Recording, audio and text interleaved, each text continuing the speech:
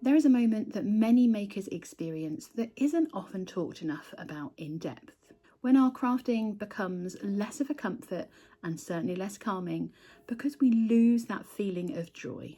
When something that we love so much begins whispering into our ear that perhaps we aren't good enough to make that project, why are we making so many mistakes?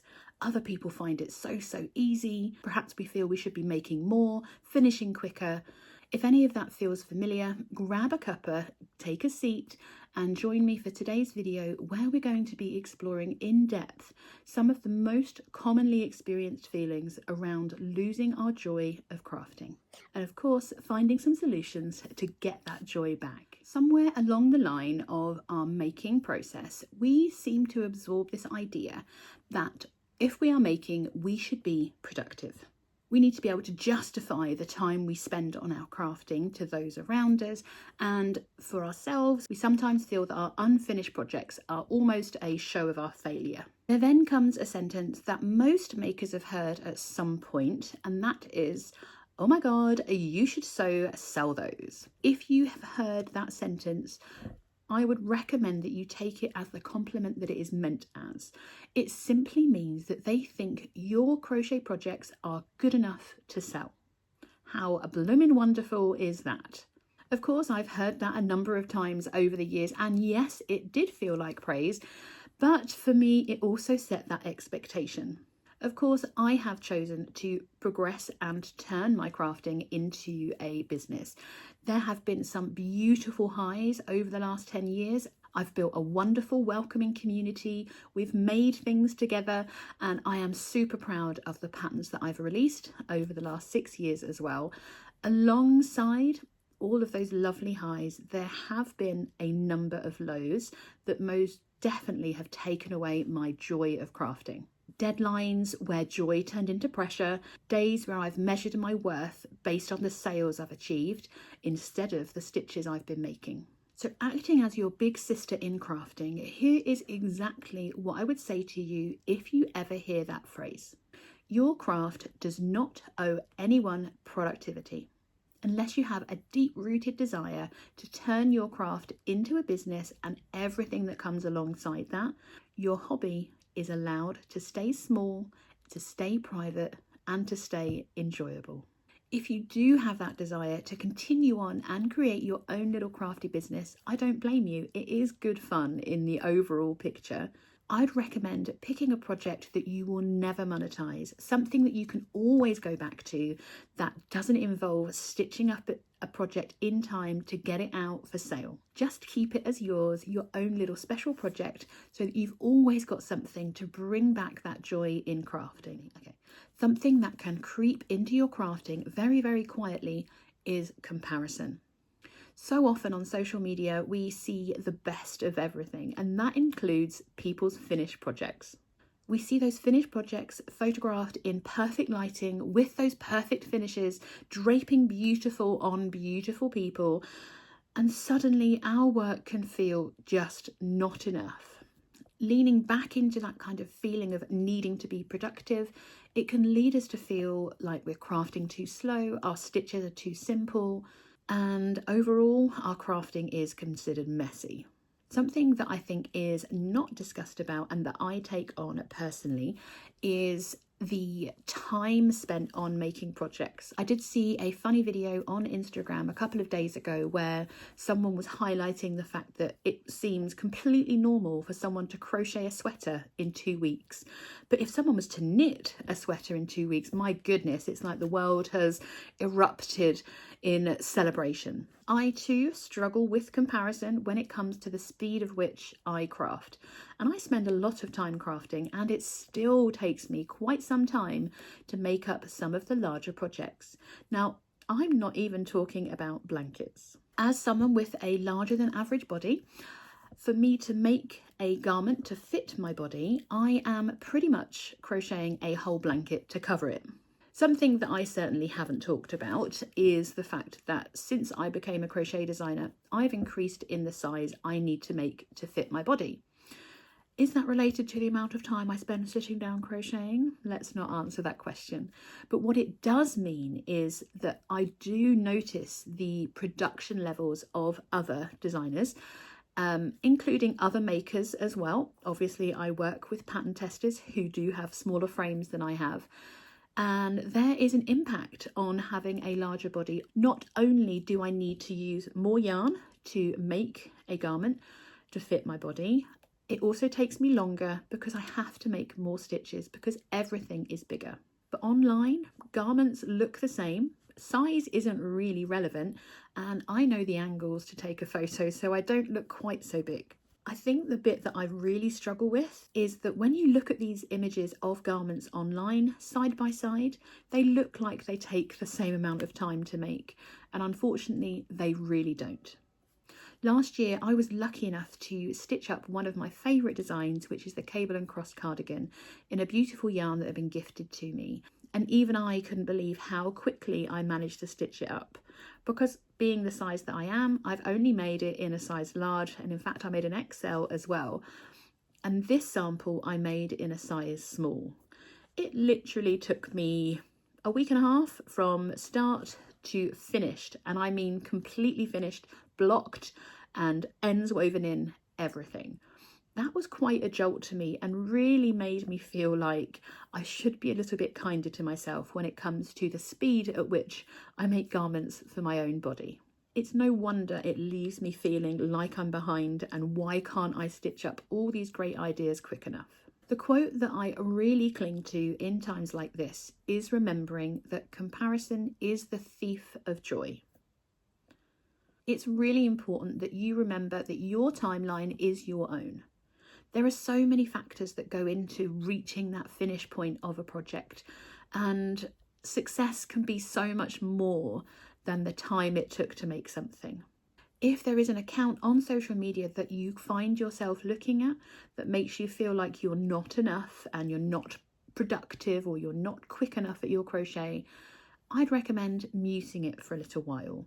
Step away from that account so that you can re-engage with social media without the fear of getting that comparison jolt where you start feeling like you're not making enough. I have touched upon the idea that our finished projects can weigh us down a little bit previously in some other videos. I think when it comes to stealing our joy for crafting, unfinished projects or whips, whatever you want to call them, they're not just yarn. They are the intentions of us wanting to make. They are our plans, they are our hopes and our dreams for our crafting. And when they pile up, they really start to feel like evidence against us. Over the course of the last month or so, I have been trying to reorganise my craft space. And one of the things that I had to face up to were opening bags of unfinished projects that I didn't even want to look at. Some of them had memories attached to them about where I started the project, when I started the project, and also why I stopped making it. Over the last few years, there's been a lot of different things that have happened in my lifetime that I don't really need reminding of, and sometimes they reminded me of other versions of myself, including some smaller sized garment making. But anywho, so some of the things that we can do is reframe what we call our unfinished projects, and we can choose to see them as possibilities rather than problems. That gives us the option to revisit them once again when we're in the mood for them. Perhaps we can stitch a few of the stitches or spend time trying to remember which stitch we used. We can frog those projects with gratitude and reuse that yarn with, again, more project ideas that come to us afresh. The other thing we can do is a little bit controversial, and I'm not going to deny that I have done this. We can let them go as they are. Cut off what you've already worked, chuck it in the bin. I'm not saying get rid of the balls of yarn that are left alongside that project, but if it's really bogging you down and stealing your joy of crafting, bin it. What's the worst thing that can happen other than the crafting police come after you for wasting yarn? If that yarn is piled up alongside a few rows of something you wanted to make, but if you got rid of those few rows, the rest of the yarn became brand new and exciting again, isn't that better? Better than it hanging around your craft room, making you feel sad and losing your joy? I haven't done it often, but when I have, I cannot explain to you how freeing it is to finally let that project go. Decide that it's not worth me spending my time on, and instead, I'm going to make something else with it. If you know that you have a few of these whip bags upstairs, maybe today could be the day that you go and have a look. Dig around, make sure there's no crochet hooks in there, grab the pattern out of there if you left it alongside the yarn, and decide whether or not you want to treat it as a future possibility and a project to return to, or frog it so that you can reuse what's on there, or the ultimate sacrifice, snip it and get rid. Whichever you decide, I assure you that in this community, right here, there will be no judgment whichever way you go. It's your yarn, you bought it, and even if someone else bought it for you, doesn't matter. If you don't need it, donate it. If you don't like it, gift it to someone who will. There are so many things we hang on to in our crafting that can be sapping the joy out of our crafting alongside the joy of seeing it on our shelves. If your finished projects are making you feel burdened, now is the time to clear that space and get on with making something new. Something I touched upon a little bit in my last video, which was my craft loves versus loathes, but not titled that, was the shift of when crafting becomes content. The joy of having our phones with us all the time means that we can capture so many different elements of our crafting and of course share that with the world. And there really is nothing better than joining in with an online community and showcasing your work. But there is that risk that it all becomes about the angles, the timelines, and making sure that you're posting on a regular basis. And it changes our crafting from the joy of making through to waiting to see what other people will think about it. So as someone who runs a creative business, I cannot avoid social media. I wish I could. But personally, what I have done is, alongside reducing that comparison bottleneck, I have muted some other creators so that I don't feel like I'm not keeping up or, my God, I'm not producing enough content and the whole body issue thing. We'll come back to that another day. Instead, I am focusing on sharing things that will inspire or help people feel that they're not alone when they're facing some of these crafting challenges. Something that I see as a bit of a solution for me personally and for others that are creating and want to showcase their projects is almost have two lanes of your social media. One could be your craft content, as in your finished projects that you're showcasing and taking the time to stage a photo for, getting a nice whip photo for, and then have another little lane that is shrouded in secrecy. Not everything you make has to be witnessed. It can be that a little bit of secrecy could be the solution, that the pressure to constantly share is taken away. You don't have to share what you make, and that goes for myself included, alongside the unfinished projects that will remain hidden in secrecy forever, where they failed, where I didn't get it right. I'm not worrying about that. Not everything has to be witnessed. It's as simple as that. If you are someone who is on the content train and you're enjoying sharing it, you're liking getting the likes, that's a perfectly human response to sharing something you've made. There's no need to attach any guilt for wanting to feel like you're doing a good job. What I would recommend is, if you're finding that creating that content is causing you to lose joy, start a secret project. Have an offline project that no one needs to know about. It could be that you make it from start to finish and just share the finished project. You don't owe anyone the need to know what pattern you made. They don't need to know what yarn you used. You can just be proud with your finished project. Create that offline project. No photos allowed. Just enjoy the making process without the need of getting some POV shots of stitching, without the need to create a styled whip flat lay. Just enjoy the making. I think it is definitely worth reminding ourselves that not everything we make has to be seen. And actually a little bit of secrecy can be sacred when it comes to our making. All of these many different reasons do add up to losing that spark. And it can be a bit scary. Let's be completely honest. You're sat there thinking, what am I making next? You're picking up your hook and thinking, God, I can't be bothered.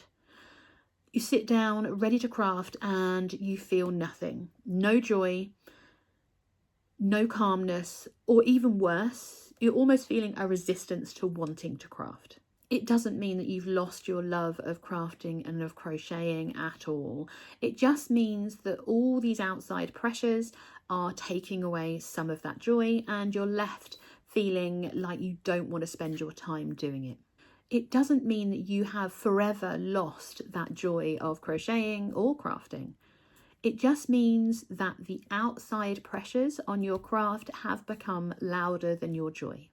There are some really simple solutions for when the spark of joy from your crafting feels a little bit fainter than it should. The first thing to do is to completely remove any pressure.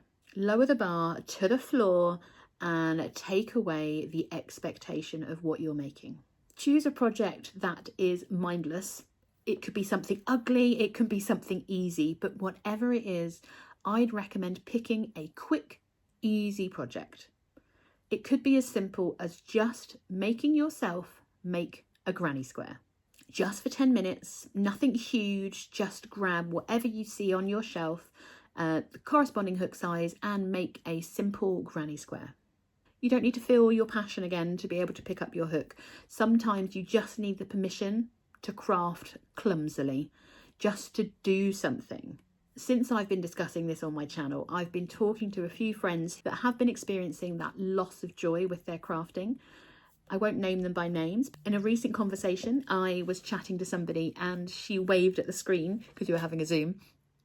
I've made a worrywart and it's something so silly, but it was just a 10-minute project that without that need to make something, just for fun. And it was enough for her to move on and make something or continue on with a project that she should have been making. Reducing the pressure and reminding ourselves of the fun element of our crafting is such a hard thing to do. And sometimes we just have to make ourselves make something, not something huge, not something that's going to be a week or 6 weeks of a commitment, just something small for no reason whatsoever. Take away that productivity of your crafting and make something for the sake of making. Set a 10-minute timer, make the simplest square you know, and just enjoy the process. No photos, no filming, just making. If you have ever found your joy of crafting and crocheting gone, let me say this very clearly. You're not a failure. You are not your output of stitches that you've made. You are not your total number of sales. You are not judged by the size of your yarn stash. You are most definitely a person that found joy in the comfort of making. And that person is still there. Remind yourself that crafting can be self-care. It's not always a performance. So whether you've made a sweater and it took you 2 weeks or even 2 months because it felt like you were making a blanket, a slow maker is still a maker. In those times that I have felt distant from my crochet, what's helped wasn't discipline. It was actually kindness to myself. Kindness by selecting a smaller crochet project, choosing a stitch pattern with an easy repeat, allowing myself to use up some of my scraps and letting things be unfinished. Choosing to be kinder to our craft and to ourselves, just sitting beside it and doing something simple. No deadline, no audience, and absolutely no goal. It's important to know that something small can feed into our creativity getting bigger. My best and most recent experience of losing that joy led me to create my granny heart, which of course has been transformed in my previous video into the We Love Granny cushion cover. It was created just one square at a time. There was no deadline, no desire to get it done quickly. It was just taking a moment to make a new square design. So if you found that you've lost your joy at any moment, even if it's not right now, I'm here to sit with you once again to go through and help you find a solution to find your joy in crafting again.